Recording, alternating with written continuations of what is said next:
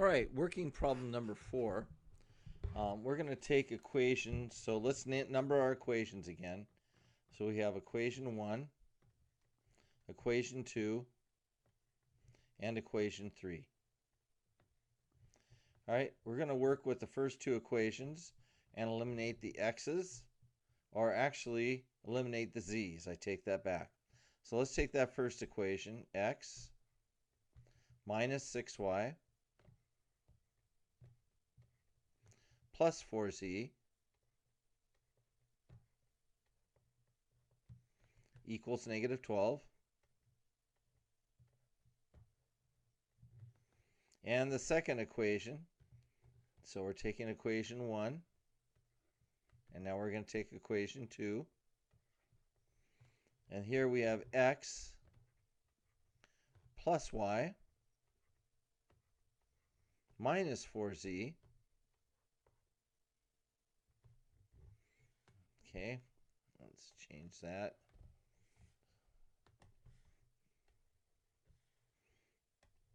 Minus 4z equals 12. And let's add these two equations together.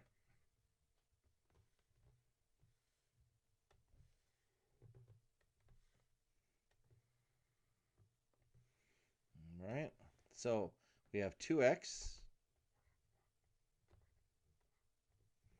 minus 5y. The z's drop out, and negative 12 plus 12 is 0. Okay, now let's take equation 3. And again, we want to get rid of the z's. So let's take equation 2 and 3. So equation 2. So here I have x plus y minus 4z equals 12. And equation 3, and here I have 2x plus 2y plus 5z equals negative 15. Okay, so let's go ahead and add those two equations together.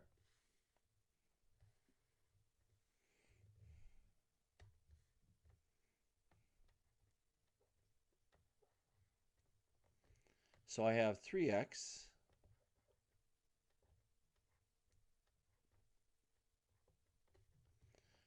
plus 3y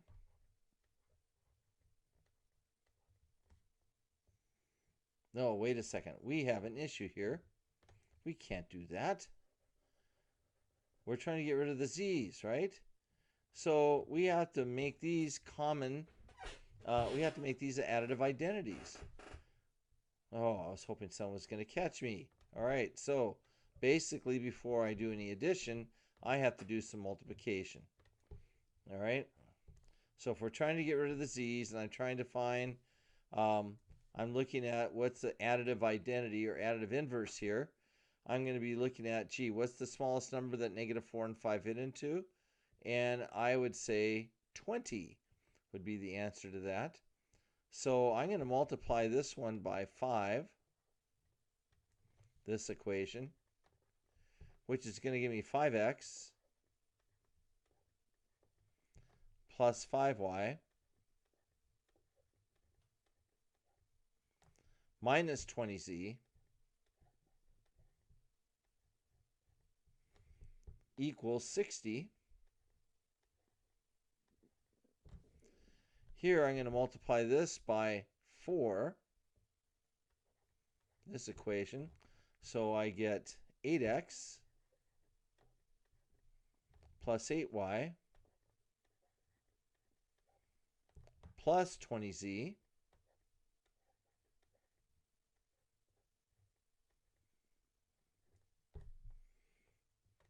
And that's going to give me negative 60. So when I add those two equations together,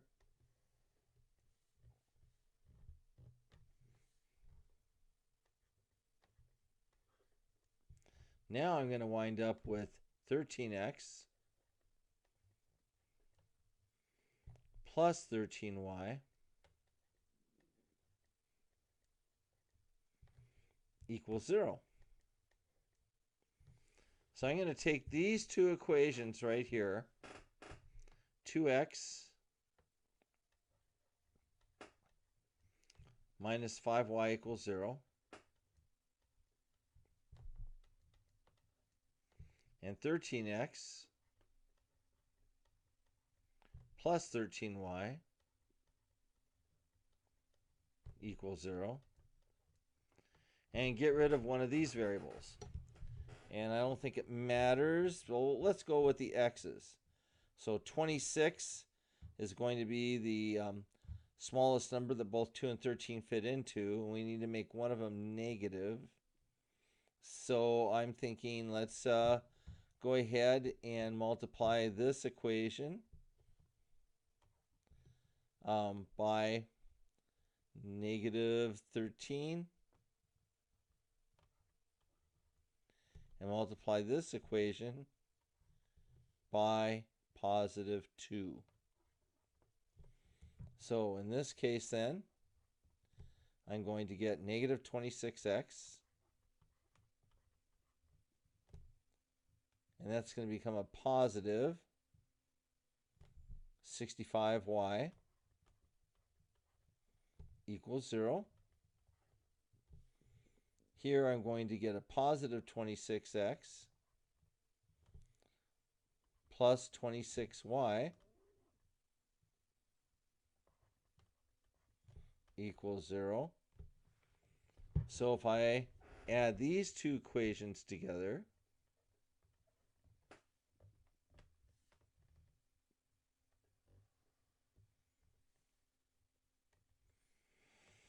I wind up getting, oh, what is that? 91y equals 0. Therefore, y equals 0. So there I have my first variable. Y is equal to 0. Okay? So now that I have y equals 0, I can take one of these two equations. Let's just take this one now, and I'm going to apply y to this equation to find x. So I'm going 2x minus 5 times 0 equals 0. So I get 2x equals 0. Therefore, x has to be equal to 0. So there I have x, there I have y, and then I go for z. So I'm going to take, let's take any one of these original equations. Let's take the first one. So I'm going x minus 6y plus 4z equals negative 12. And let's go ahead and substitute in zeros for x and y. So this turns to 0.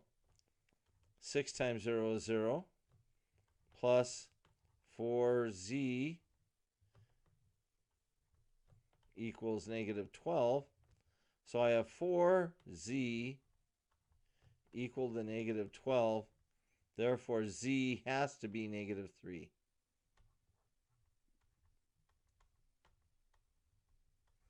So write this as the ordered pair, then 0, 0, negative 3.